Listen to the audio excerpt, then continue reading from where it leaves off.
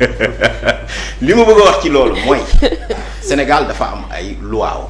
waaw un ancien président am na statut mais aussi les lois de la République aucun citoyen sénégalais fii n'est au-dessus de la loi du dëgg la. le président Abdoulaye Wade bëgg na marche fii nii président Macky Sall aaye ko. waaw ba ñu gazé ko fii. waaw loolu ñu koy fàttali. waaw moo tax donc li ma lay wax nii te pourtant ça n'a ému pas beaucoup de gens c'est-à-dire le président Macky Sall moom ci boppam bu leen fàtte ni ba mu quitté nguur gi léegi moom 6 mois la avec tout le traitement qu'il a bu fekkee ne moom dafa ñëw ni d'accord il est chef de parti mais su boobaa noonu il sera traité comme un chef de parti ça doit être ça aussi parce que politique loolu la beneen bi si topp aussi dama ni c'est les lois pénales sénégalaises qui s'appliquent à lui. maanaam yenn loi pénale. mais maanaam le dispositif bi nga xamante ne moo régir tous les comportements des sénégalais mooy loi pénale yi maanaam nit ku nekk li nga war a def ak li nga warta def li la yoon may ak lim la mayul je vous ai dit que moom gazé na fii le président Abdoulaye Wade dëgg la wala du dëgg li may wax image yaa ngi fi ba président Abdoulaye Wade dafa mujj a ñëw faq barrière. waaw dëgg la. xam nga li ma bëgg a wax foofu noonu mooy nit ku ne am nga droit def politique nit ku ne am nga droit ak say sañ-sañ mais aussi l'État aussi dafa am ay responsabilités. beneen bi si topp mooy li ñuy wax nee naa képp ku embellir des chiffres wala ku ko maquiller wala ku ko falsifier les lois pénales de ce pays dañu war a dal sa kaw. on a vu des pays entrer en récession comme la Grèce et autres parce que dañu doon n'est-ce pas wax lu dul dëgg ci seen i chiffres seen i finances publiques c'est très grave gis nga gouverner c'est du sérieux nit ay nit mënuñu leen a jox réew yow nga ñëw di fay say impôt ni nga koy fayee ñi lay dagg de la non impôt yi mën nañ ko yokk suba et cetera te fu ñu ko yokkee wala dara c'est parce que dañoo joxe ay chiffres yu baaxul. maanaam yow ñi ngi dagg loo xamante ni ci yow loo xamante ni li ñu jox dara lu ci dëgg. duggul fu mu war a dugg. c'est très grave pour l'image d'un pays. mais aussi c'est très grave même pour l'image des gouvernants. parce que ñun tey mënuñu ñëw ne on a honte de notre pays on ne le dira jamais pourquoi parce que on doit jamais avoir honte de son pays. par contre dans ce cas de figure bu boobaa da nga naan j'ai honte de la façon dont mon pays est gouverné ou a été gouverné ou bien dont ceux qui l'ont eu à le gouverner ou bien ceux qui ont eu à falsifier les chiffres se sont comportés. loolu nag su boobaa noonu aussi il faudrait mu am la redevabilité parce que constitution bu Sénégal moo ne la société a le droit de demander compte à tout agent public de sa gestion donc ñi ngay xam ni ñi ngi wax ñoom nee nañu donc voilà ñoom dañu contester li premier ministre wax ak li FMI wax mais su boobaa noonu donc premier ministre wax na ko nee naa leen mais ñoom ñëpp ñooñu di wax c'est parce que dañu xam ne dañu am privilège de juridiction donc mais bu fekkee ñi nga xam ne war nañu jël seen responsabilité bu suba wala dara aussi responsabilité yooyu nañ ko jël mais li ma mën a wax mooy képp koo xamante ni fii Sénégal da nga fi yor ndomba tànk boo defee lu dul noonu mais war nga ko mën a ñëw tey nga rendre compte c'est justement ça comme nit ñi ni ñu amee aussi droit di opposé wu waaw te ñoom dañoo jàpp sax ni yéen bi ngeen faloo ba léegi wax rek ngeen di def en fait y a pas de mesure concrète yoo xamante ne teg ngeen ko fii Amadou Ba nee na da ngeen di jooytu rek boobu ba léegi mu ngi leen may temps de répit mais voilà et il n'est pas le seul ñeneen ñi nga xamante ne ñoo féete ci sàmm sa kàddu c'est le même discours Thierno Alassane Sall c'est le même discours bari nañu ñoom ñëpp en fait nee nañ concrètement gisuñu lu ngeen fi def en 6 mois waaw dama la bëgg a wax nee naa la le président de la République mais ñoom tontu nañ seen bopp président de la République ak premier ministre mais bi ñu toogee mais baykat yi soulagé wuñu leen seeni bor ñu fay ko. fay nañ bor yi waa semencier yi. waaw. école bi tijjiwul. waaw rentrée bi waaw. université tijjiwul. waaw waaye am na ay étudiants yu merte UGB. waaw mënul ñàkk. problème mënut a bañ a am. xam nga mun naa wax tant d'autres beneen te loolu xam nga lan lañ ko defee. le gouvernement nee naa la le président de la République et le gouvernement ne peuvent gouverner actuellement que par décret. pourtant benn tànk la ñuy sooxee de. mais ñu ngi koy def kon gàcce nga laa ma donc amuñu lu ñu leen wax man li ma jàpp mooy Sénégal n'est-ce pas su ñuy juger un gouvernement on le juge objectivement moi je suis quelqu'un de très libre s'il y avait de l'immobilisme wala dara dama koy wax ou de l'attentisme on a vu le président léegi mu sol tenue camouflée il est à pied d'œuvre tey su bëggoon jël loi tey foofu pour foofu noonu mënu ko assemblée nationale bi tax gis nga il faudrait tey par exemple mu am majorité pour pouvoir donc régler ces problématiques mais malgré ces difficultés malgré ces problématiques malgré cette obstruction nee naa l'opposition même bi nga xamante ne ñoo nekk assemblée nationale dem nañu bay def li ñuy tuddee l'obstruction parlementaire et la guérilla parlementaire dans notre terminologie c'est du jargon constitutionnel et parlementariste mais pourtant le président de la République ak le premier ministre dañ ko accepté ils n'ont jamais forcé la main ni imposer une décision parce que tout simplement la démocratie c'est une affaire de grande dame et de gentleman ñoom loolu lañ gëm. d'accord professeur yaa ngi wax ne dafa war a dem mais il faut ñu laaj ne benn question parce que gars yi nee nañu amoo leen projet ñenn ñu da ngeen a plagier projet jàmbur ngeen dem jam ñaajoo wax Sénégal 2050 projet bi naka la demee kan moo ko moom ndax yéen a ko moom wala da ngeen ko am. da ngeen ko jënd projet bi ñun moomuñu ko projet bi sénégalais ko moom. d'accord. projet bi projet sénégalais moo tax ñu ni Sénégal 2050 waxuñu Pastef 2050. donc ñuy wax loolu donc pour man en réalité bu ñu gisee le projet il doit xam ni en réalité c'est un projet novateur.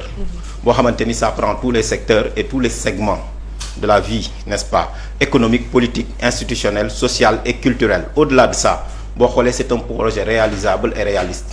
li nga ci gis li ma doon wax sànq sur la souveraineté économique beaucoup d'aspects. dañ ni financement interne lañ koy indee. pour un seul aspect par rapport à ça.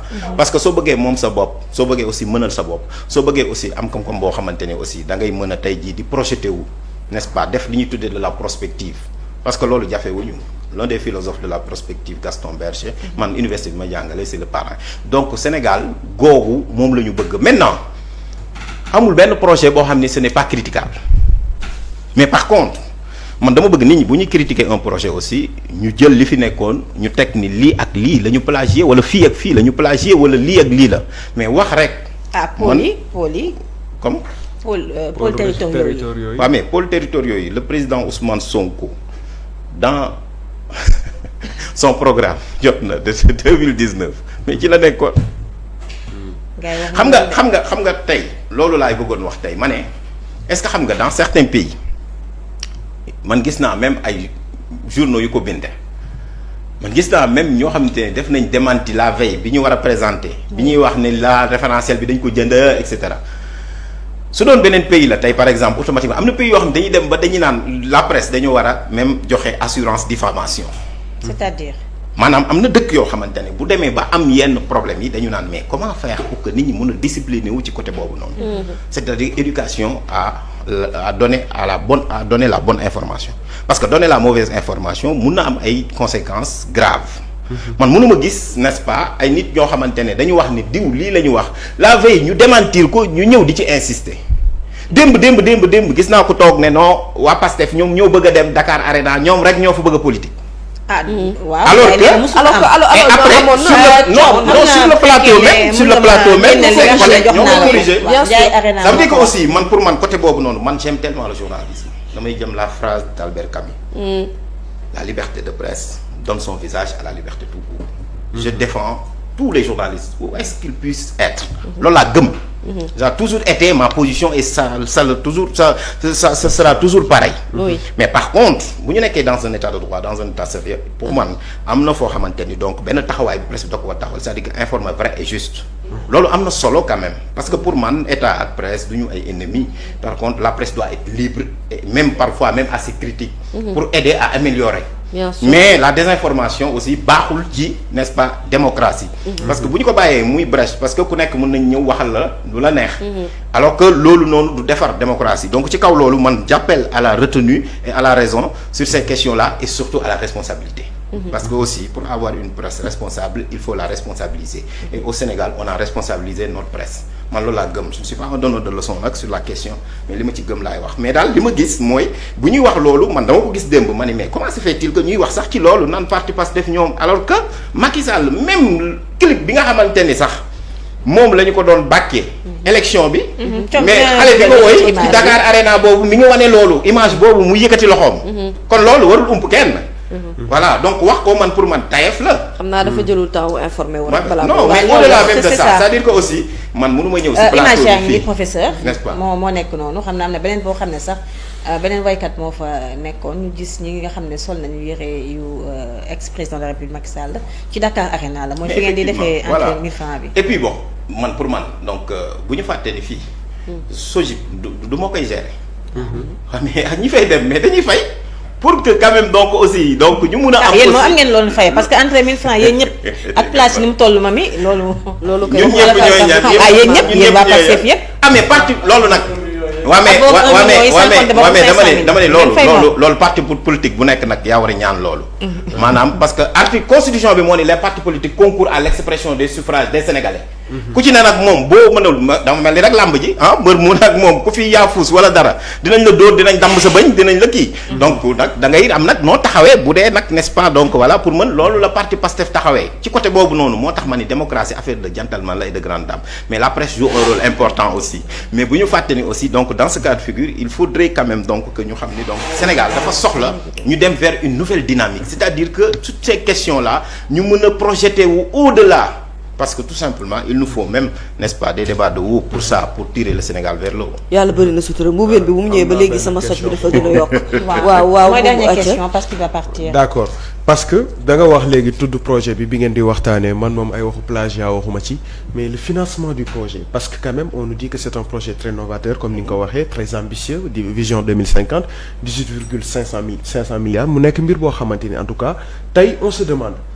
Comment comptez-vous financer li nga xamante ni mooy boobu les visions. Mais on l'a décliné mais le financement est un financement interne c'est-à-dire tout simplement on va mobiliser les ressources au niveau interne. Mais aussi on va aussi donc mobiliser les ressources externes mais tout en respectant en réalité li nga xamante ne mooy les normes mais aussi li nga xamante ne moo mën a nekk. wax nañ ko dans le cadre d'un partenariat mais li ma la wax sànq dama ne la suñu jëlee une loi sur la souveraineté économique mais su dooleelee suñu entreprise yi mën a compétitive mais suñu entreprise yooyu noonu dañuy mën a jur koom-koom et koom-koom boobu noonu dafa am lu muy permettre à ce que état mën ko mobiliser donc dans la mobilisation des ressources dans la mobilisation des recettes mais état du Sénégal donc def na ay projections 2050 moo tax le président de la République a été très alerte bi mu commencé la ni nañu jël une loi sur la souveraineté économique mais au-delà de ça mais sénégalais aussi seen koom-koom day yokku mais seen koom-koom bu yokkoo mais ñoom aussi seen mën-mën day yokku ñu mën a aussi donc continuer noonu lay def c'est-à-dire en fait en réalité soo xoolee tout est cohérent c'est logique comme des mathématiques maanaam dañu jël financement boo xamante ni boo xoolee li ñu doon wax ne su ngeen jëlee li nga xamante ne keroog wax nañ ko mi ngi koy kii li ñu daan jël am ko ci koom-koom lépp 57% yëpp dañ ko doon fayee dette absolument xam nga kooku yow mënoo développé wu maanaam li ngay gagné yëpp da nga koy faye bor léegi dañu ne loolu bor boobu non seulement day wàññeeku mais bala ñuy lebi dañuy xool ndax mënal nañ suñu bopp ba pare. ndax mën nañu parce que am nañu koom-koom damay wax toujours il n'existe pas de pays pauvre il n'existe qu'un pays de pays où vivent des pauvres ñun am nañu koom-koom benn instant daawuñu wax pétrole. dañ nga daan ñëw politicien bu taxaw ne la oui nous sommes un pays par définition pauvre mais pays bu am pétrole il n'est pas pauvre.